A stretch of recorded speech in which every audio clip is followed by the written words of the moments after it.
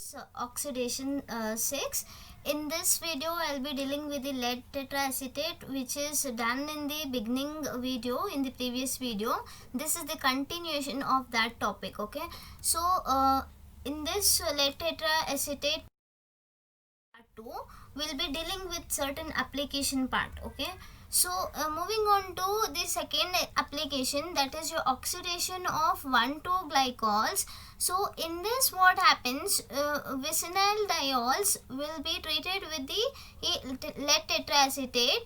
With the elimination of one of the acetic acid, it is resulting you in the ketone molecules. Okay, two of the ketone molecules are produced, are obtained with the elimination of your lead diacetate and 2 acetic acid. Okay, so and then moving on to here, if you will see, the R group will vary. Either it can be an alkyl or an aryl group, or it can either be an H group, that is your hydrogen atom.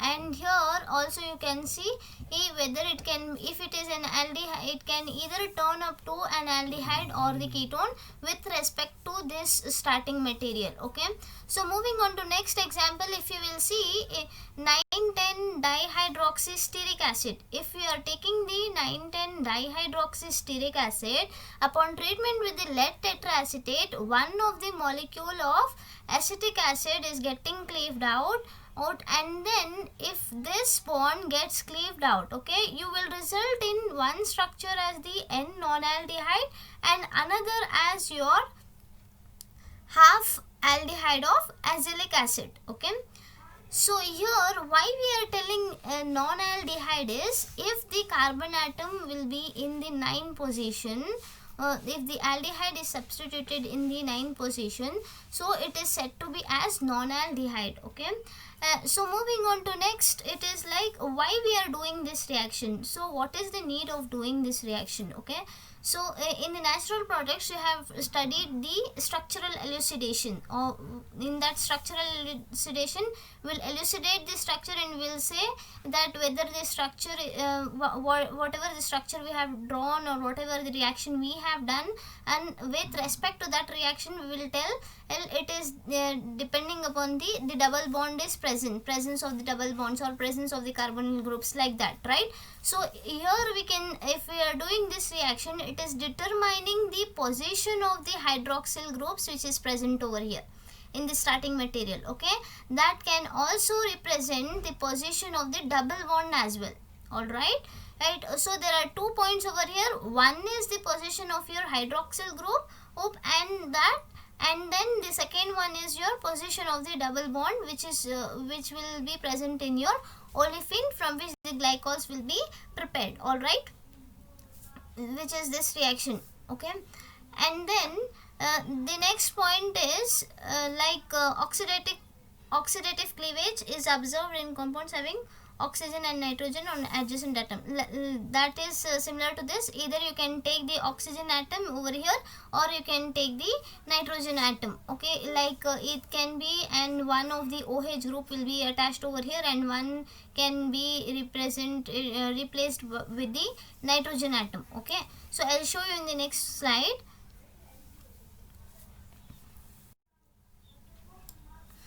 Here there is a formation of an acetone imine. Okay, imines are formed, or it can also be called as the propane imine.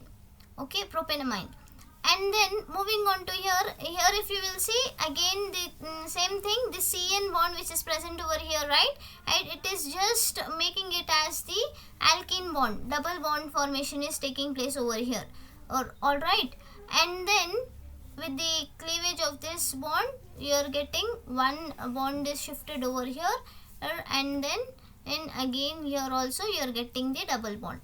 All right, if we are taking the one of the NH2 group is replaced by the OH, at that time this CH3 twice CHOH, which is this structure, okay, this will turn into an acetone moiety, and this will turn into acetamine.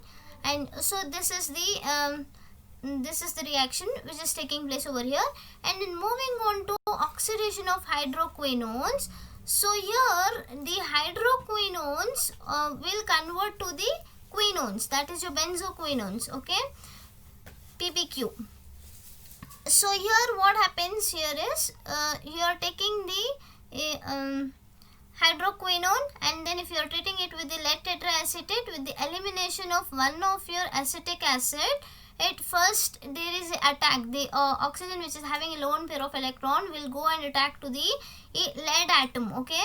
So once it will go and attack and it will make a bond, that time what happens, there is a cleavage of one of your acetic acid, that is CH3CO minus, alright, CH3COO minus will go and abstract the proton, and there is a cleavage of your acetic acid, and there is a formation of this moiety, okay, this adduct will be formed, alright. So once this adduct will be formed, at that time what happens is this CH3COO is there, right, which is attached to the acetate group, is attached to the lead. So one of that acetate group, this bond will abstract the proton, and meanwhile this bond shifts over here, and then there is a resonance which is taking place, rearrangement, and not rearrangement, like resonating structures, and then this bond again shifts, this bond shifts, and then there is a cleavage of this molecule, okay. That is your lead diacetate will get cleaved out with the elimination of one of your acetic acid by the formation of your benzoquinone, para-benzoquinone, alright. And then moving on to next slide.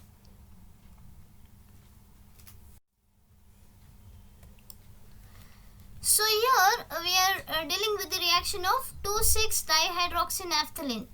So if we are taking the 2,6-dihydroxynaphthalene, what happens here is again that lead tetraacetate. Here one point is there wherein the lead tetraacetate, when it is reacted with the water molecule, at that time there is a decomposition reaction which is taking place to form an lead oxide, okay, to form an lead oxide. This you have to remember. And then in presence of this solvent, and you are getting this compound, alright. So what happens here, the same mechanism will apply over here also, okay. So just go through that previous mechanism. First there is a formation of an adduct, and then there is a formation of this product, amphenaphthaquinone, from 2,6-dihydroxynaphthalene, alright. Then moving on to oxidative decarboxylation. So here what happens, in the oxidative decarboxylation, either an alpha hydroxy acids or an alpha keto acids will undergo cleavage with the removal of your carboxyl groups. Like one of the hydrogen peroxide will get removed out, cleaved out, and then there is a formation of your either an acetone or an acid, alright. So here if we are dealing with this reaction, what happens here is there is a cleavage of this moiety, and then there is a formation of your, here if you will see, there is a formation of your acetone group, okay. And then again if you are taking the alpha keto acids, in the presence of lead tetraacetate, you are getting the alpha carboxylic acids, alright. So remember that this ketone group is getting affected, like it will go as carbon monoxide, and then you are resulting it as the RCOOH.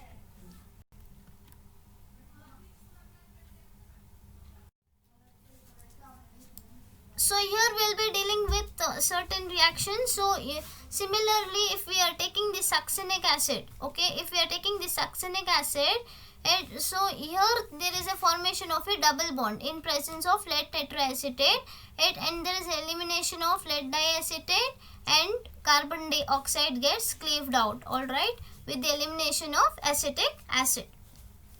And then moving on to the next reaction, and if we are taking the malonic acid, at that time what happens, there is the formation of an carboxyl compounds, that is an ester forms, okay.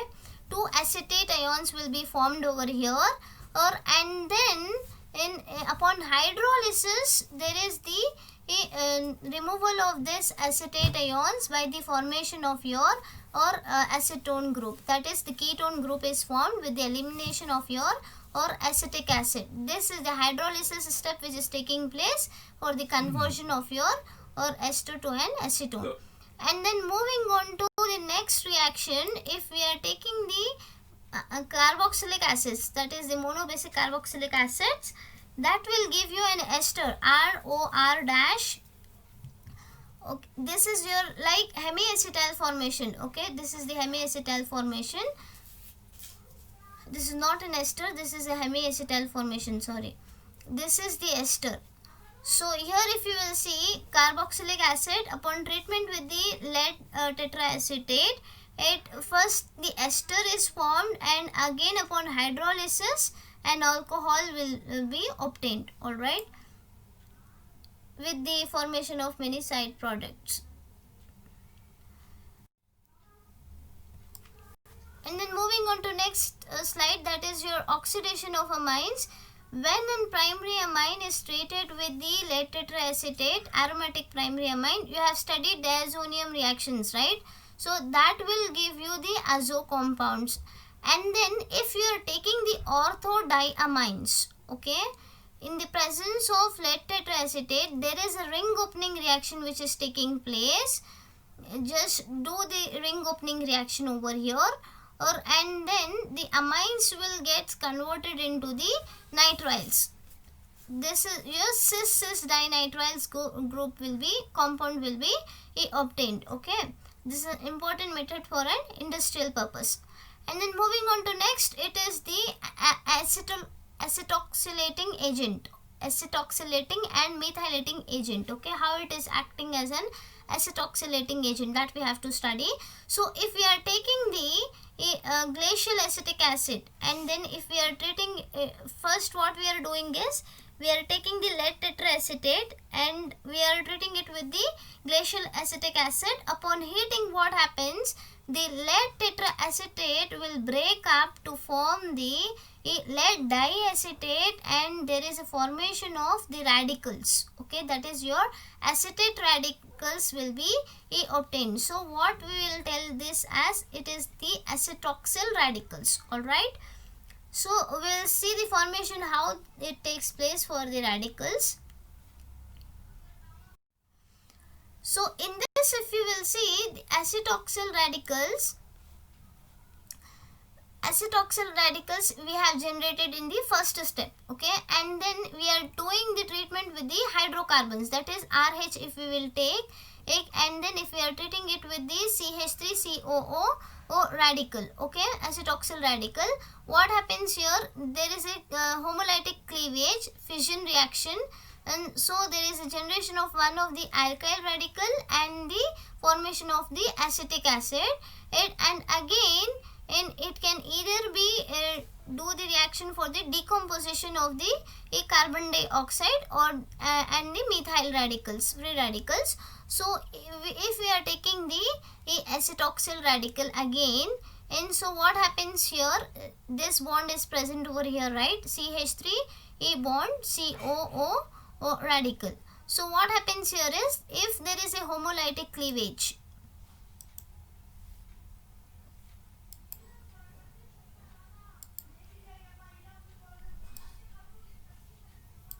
if there is a homolytic fusion over here like this, so what happens here, there is a generation of one of the methyl radical over here.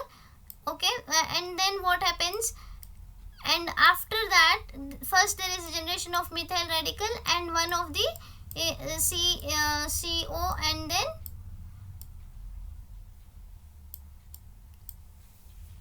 so if you will see, one of the bond will be there, and then this bond, when it breaks, at that time what happens, this bond when it breaks, there is a generation of CH3 radical and COO. Okay, so again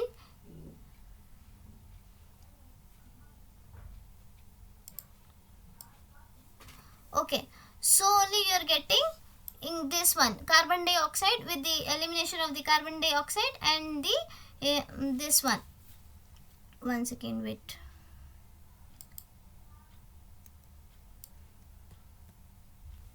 Okay, so you are getting the radical, methyl radical, and then the carbon dioxide, and again if you will take this alkyl radical and then the methyl radicals, so here if this radical and then this radical will combine, that will make you one bond. Okay, so you are getting the RCH3, that is your methyl derivative.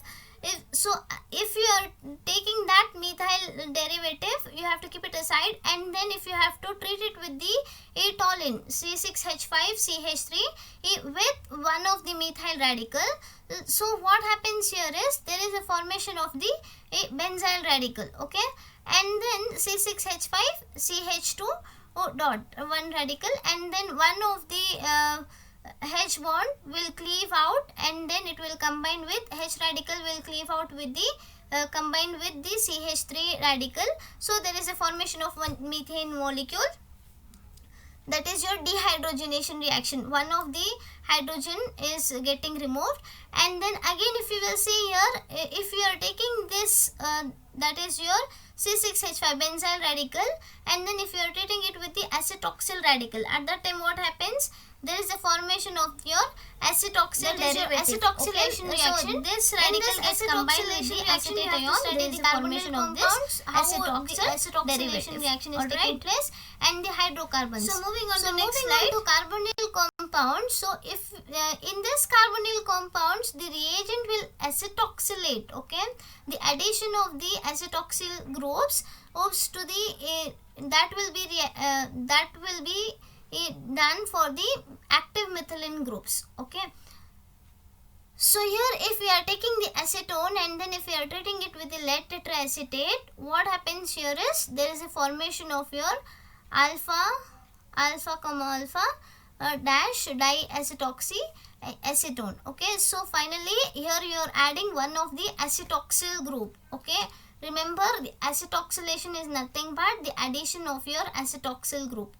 Alright, then if you are taking this molecule and then if you are representing it as the C2H5 with the R, that is your ethyl acetoacetate. Okay, so if you are taking that moiety and then if you are treating it with the lead tetraacetate, again what happens, this active methylene group is getting affected. One of the H is getting acetoxylated over here. Alright, when this one of the H will get acetoxylated, and then you will get back your product, this one. And then moving on to hydrocarbons, here just open this reaction and do CH3COCH3. If you don't know this one, you can ask me in the comment box. And then moving on to hydrocarbons, if you will see the hydrocarbons, here what is the main criteria is the main thing is it will affect in the benzylic position, the attack will takes place, or it will be the attack will takes place either in the 9 or 10 position of your anthracene structure. Okay, anthracene position of your 9 or 10. So if you are taking the toluene, that time what happens, if the toluene is there and then this is your benzylic position, right, that is yours. If you are taking this one and then CH3 is there, that is your toluene, and then if you are removing one of the hydrogen and group, that time the benzylic compound will be generated. So what happens when one of the acetic acid will get cleaved out by the formation of your benzyl acetate. Okay, and then moving on to this structure, anthracene. If you are taking the anthracene, this 9th or the 10th position will get affected, and then you will end up with the 9-acetoxy anthracene. Here this 9 position is getting affected. So moving on to here, in the cycloalkenes, either it can affect for the double bonds or the allylic position. Okay, so it can either takes place over here or towards your alkene ends. In both the products will be formed. Okay, so if we are taking the cycloalkenes and then if we are treating it with the lead tetraacetate, so what happens, according to this point, the allylic position in if one product will be your or allylic affection. Okay, the acetylating group is formed over here, acetylation is happening over here, and then you are generating this structure. And one more acetylating is acetoxylating reagent is acting it as over here towards this position. Okay, acetylation is taking place over here. So this double bond gets disappeared, means it is getting reduced, and then you are getting the acetate formation. And once this acetate formation is there, that is your cis and trans 1,2 diacetates, it's once this is formed upon hydrolysis, what happens here is this acetate ions will go, and then you will get back your diols formation. Okay, and then moving on to next slide. It can be an acetoxylating and methylation. So moving on to methylation reaction. So if you will see the methylation reaction, this is a methylation reaction. So here what happens, one of the hydrogen atom gets replaced with the methyl group. Okay, methylation is nothing but at one of the hydrogen atom is getting replaced, is methylated it with the one of the hydrogen atom is replaced by the methyl group in presence of lead tetraacetate. Okay, so upon boiling, so you can see here also TNB is your trinitrobenzene. And so if you are taking the trinitrobenzene, so towards this position, and it is getting methylated with the help of your lead tetraacetate upon treatment with the ethanol or methanol.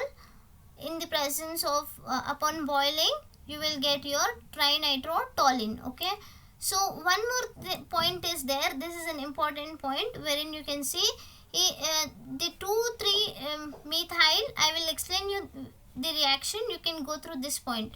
It is in substitute of vitamin K, that is your vitamin K, anti-hemorrhagic factor. Vitamin K is having an anti-hemorrhagic factor. For this is substituting of that reaction, we are doing this reaction. Okay, so we are taking the lead tetraacetate, and if we are treating it with the ACOH, upon treatment of that acetic acid upon boiling, what happens here is we are generating the 2 molecules of lead diacetate and 2 molecules of your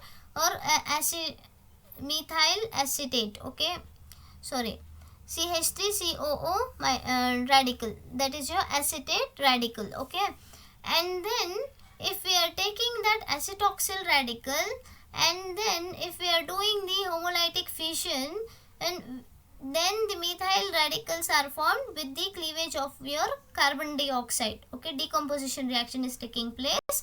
Yes, and if we are taking the 2-methyl 1,4-naphthaquinone on, and then if we are doing the same reaction, like there is one hydrogen atom which is present over here, right?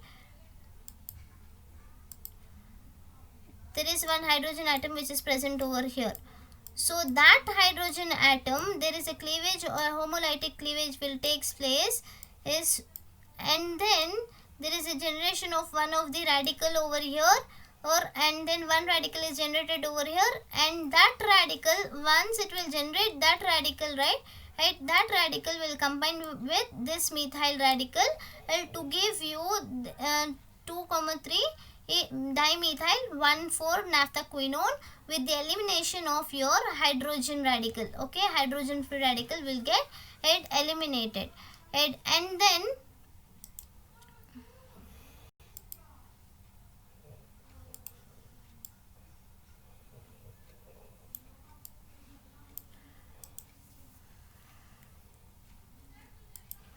okay, and then if we are taking the acetoxyl radical upon treatment with the hydrogen free radical, then this radical gets combined to give you the acetic acid.